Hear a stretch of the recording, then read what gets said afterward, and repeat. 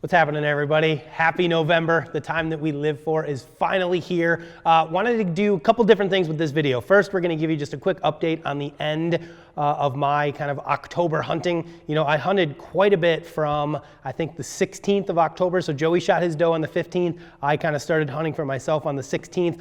Hunted quite a bit in October, and to be honest with you, it was relatively disappointing. I didn't see any big bucks. I saw a lot of younger deer, passed on a couple, smaller bucks. Had some fun hunts where I've seen a lot of deer, seen a lot of action, but unfortunately just haven't seen anything that I was all that interesting in shooting.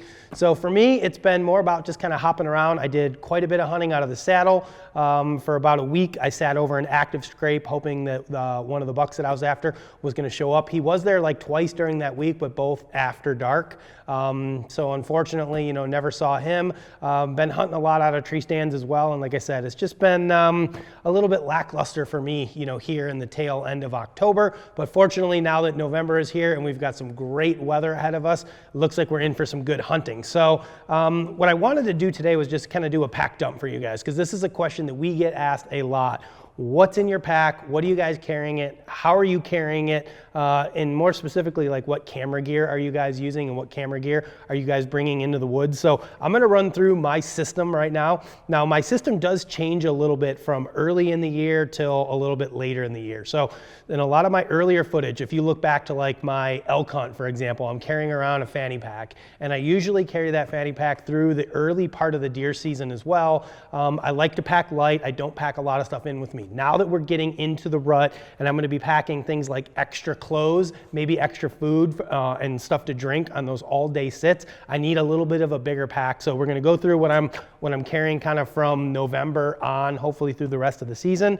But first we're going to start with my binocular harness / pack, because this carries a lot of equipment, to be honest with you guys. If you didn't watch my video the other day, this is the new Alaska Guide Creations Ravis. It's a Bino harness at its core. It's got my Vortex razors in it, but beyond that, it carries a lot of other gear. I've also got my rangefinder pouch on the side. I've got my release in here. I've got wind checkers, so there's some milkweed in here. I've got some face paint. I've got a set of Allen wrenches in here. And probably most importantly, on the back of this, I have got my licenses. So I carry everything in my Bino harness. So this has a lot of stuff in it that I carry out into the woods with me. Obviously another wind checker as well. Like I don't go hunting without this, because I can't legally hunt without my licenses. I certainly can't hunt without my release. So this is one of the most important things I carry into the woods with me. So that's my Bino pack. When we start looking at my backpack, this year I'm using, this is an X2 from Eberly stock, as you can see. I actually bought this pack specifically for mobile saddle hunting, because I like the layout of this pack and the way that I'm able to stack my sticks and my platform on here when I'm using the saddle. And for a while I was bumping back and forth between the backpack and then the fanny pack when I was not saddle hunting and just going out of a tree stand. But to be honest with you, it got to be too much of a pain to just keep moving my gear back and forth between two packs. So I kind of just settled on the backpack. And like I said, now that I'm carrying more gear, I got rattling antlers, I've got extra jackets and layers and food, stuff like that. Having a little bit extra space really comes in handy. So, at its core, the X2, even though this is an X2 video, we're going to kind of go through how it works. It's a pretty unique pack. So we'll start kind of in the top. It's got this top compartment right here, which actually has two buckle straps, so you can strap a bunch of stuff underneath this. But in my top compartment here, I've got my sunglasses, because it was sunny the other night when I walked to my stand. I have some leftover trail mix, which is very important. This thing's actually pretty deep. I've got a small hook for hanging stuff from, and I've got an extra battery for my camera. So this is usually extra camera batteries, but you guys can see this is a pretty big pack, pretty big pocket here on the top. So usually keep a lot of stuff in there. There's another smaller pocket on the front. I usually don't use this for anything. It's pretty tiny. I don't even know what I would put in there. So once we start opening the pack up, so usually what I do is I get into my stand, turn around, face the tree. I put my pack down on my seat, just like what you're seeing here. This is the first thing I do. So I'm going to open this up. So you've got, again, a bottom panel, and then you've got this top hood. So I'm going to open this up. I'm going to take this stuff off first. So first thing is my rattling antlers. Rattling antlers is the first thing that I'm going to take off. This is actually a buck I shot a few years ago. I turned him into rattling horns. Very important. always cut the brow tines off if you don't want to smash your fingers. And I will say, the smell of, I guess, burning antlers when you saw these things off with a Sawzall is kind of gross, not gonna lie. But yeah, rattling antlers, very, very important for this time of the year. So rattling antlers come off first, they get hung in the tree. Next thing is gonna be my camera arm. Now I've got two different camera arms that I'm using. This is the Carbon 3.0 arm from 4th Aero. This is the arm that I'm gonna use when I'm in a tree stand. When I'm in a tree stand and my camera arm is mounted on my right-hand side, so my camera is gonna be like this. I like the Carbon 3.0 arm. Not only is it light, but it's pretty long when it's extended out, so I can actually wrap this thing around me and get those shots off to my left-hand side. When I'm hunting out of a saddle, I'll switch over to the shorter 3-section arm, because that needs to go between the tree and me, and I need to pass it through underneath the bridge. So I need the shorter 3-section arm. The triple arm, I believe they call it. But yeah, this is the 4th Aero Carbon 3.0. I'm using a small Manfrotto Be-Free camera head. I just wanted something that's small, lightweight, very compact. And then I've got the, what is this? The Stealth Zoom from VariZoom, which is my Link controller.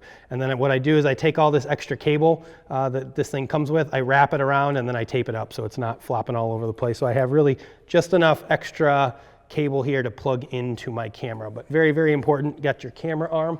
So once that's done, and I've got this stuff off, usually what I do is you could see that these side panels of this backpack actually attach as well, like this.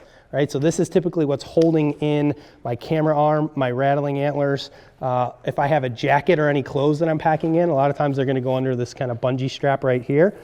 In the event that I'm saddle hunting, what I'll do is I'll take my climbing sticks and I lay them on either side. I'll do 2 and 2 or 2 and 1, depending on how many I'm bringing with me. So my climbing sticks would actually fit right in here, and then these close up and buckle down like so.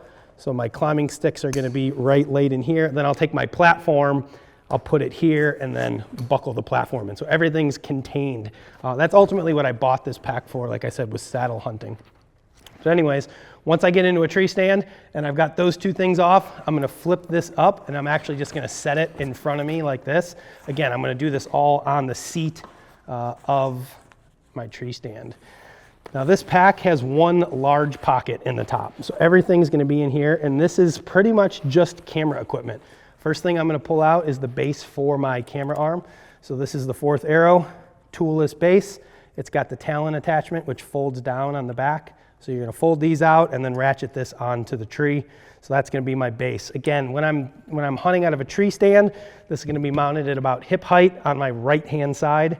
So I got the tree behind me, camera arm right here. So you've got your camera arm base, you've got microphone, so a Rode video mic right here, pretty basic. And then my camera sits in the bottom of my pack. This is a Sony, it's an AX something or other. AX700 is what I'm using. That's the exact model. You can see it's a relatively small, compact 4K camera. It's got a 1-inch sensor in it, so it's really good in low light.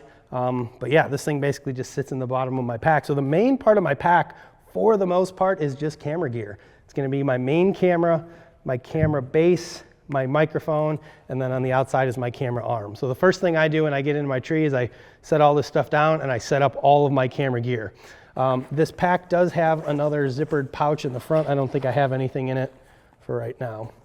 So at this point, what I'm gonna usually do is I'm gonna flip this thing back down onto its back, and I'm gonna start taking anything that I need out of the side pockets. So when I open up my side pockets here, we'll see what we got in here.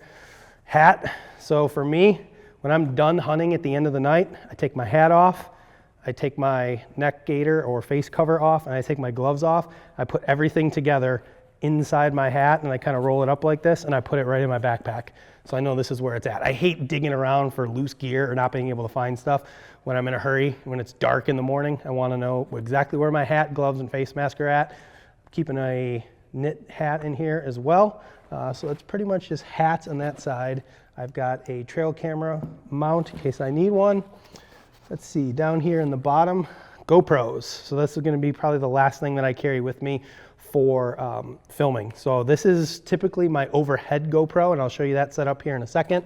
And then I also happen to have my thermal scope in here as well. great for scouting in the mornings on the way in, make sure if there's any deer in the field, or just kind of checking the fields on my way out at night. So thermal is in here, hats, and this screw-in mount sometimes I'll use above me for my camera, but this year I've just been using these clips. They've been working out pretty good for me.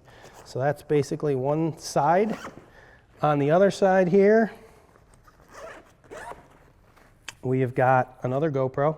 This is usually the one I use on my way in that mounts on my shoulder mount, which I need to transfer to this bag, but this is on a magnetic snap mount. So this is a Hero 9, this is an 8.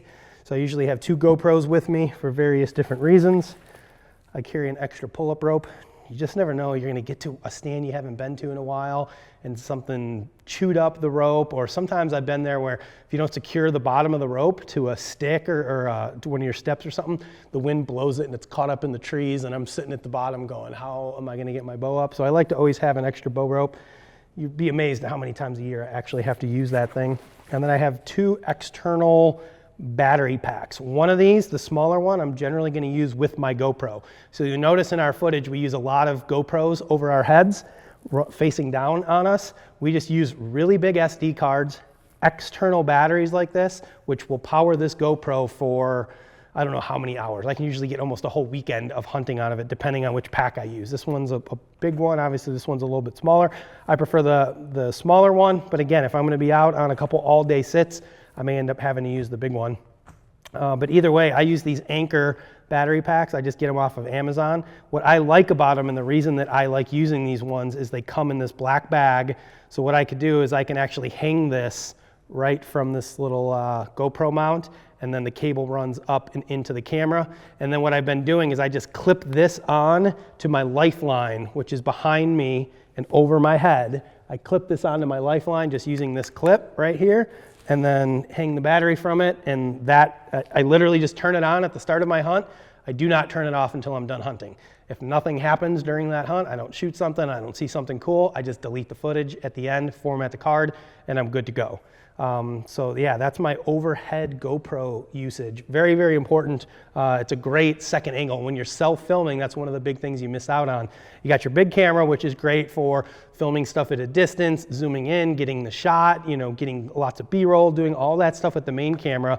But that overhead external view, that secondary view, adds so much depth to your footage, and you'll be amazed at how much it picks up and how much it actually can save your butt in the event that you miss something with the big camera. So GoPros are super, super important.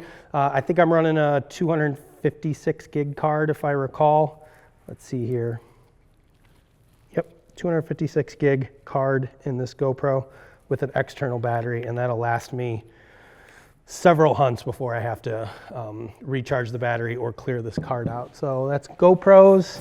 The other reason that I carry one of these with me, obviously if you need to charge your phone for whatever reason, but also for my ScentLok heated vest. Takes just a standard battery pack like this. So in my heated vest, I do like to, I have another one of these small ones. I don't like something this big in my pocket, but this will definitely last longer. So it's up to you. If you can tolerate the bigger battery pack in there, by all means use it. You get more life and longevity out of it. So for me, guys, that's pretty much everything I'm taking in the woods. To be honest with you, if you look up here, most of this stuff, oh wait, no, we haven't gone through everything. I apologize. Can of buck urine. I've had way better luck with buck urine than I have with doe estrus urine, so this is just my preferred scent all through the rut, not just pre-rut, but even during the rut. When we're doing rattling and grunting, I like to have buck scents out there more than I do with doe scents. Grunt call, obviously, very important thing. Don't be like Tom Alford, who didn't bring his grunt call with him recently. And then my headlamp, which honestly should be in my top pouch. I don't know why it's way down here, but I've got a Cyclops headlamp in there.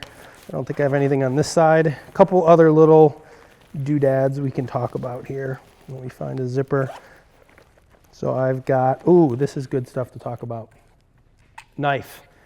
This is it's called the Click and Cut from Cold Steel. This thing's amazing. When Joey shot his deer, I used this to clean it out, and it's great because it's got replaceable blades right? Like a lot of other knives that are on the market. The difference is this thing's actually a stout blade. Like you can cut through some stuff with this. And it comes with, you got just a standard, whatever drop point this is. It comes with a couple extra ones. So you've got one with a gut hook, which I used on Joey's deer. And then you actually have one with a saw blade as well. So it comes with those three. And this thing's like $30, something like that. It's relatively inexpensive. And actually I was very, very surprised at how well this knife performs. So this one stays in my pack here. And then the other thing that I keep with me that, again, I can't tell you how many times I've used these things, are just some little, like, kind of like gear ties. These are made by Hawk.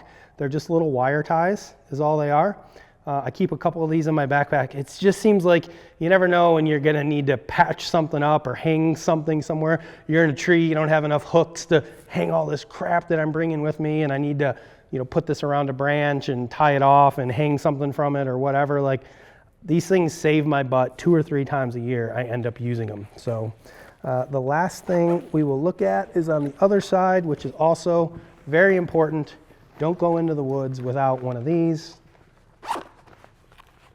Not this, but this is a great thing. My doe bleat call, my can call.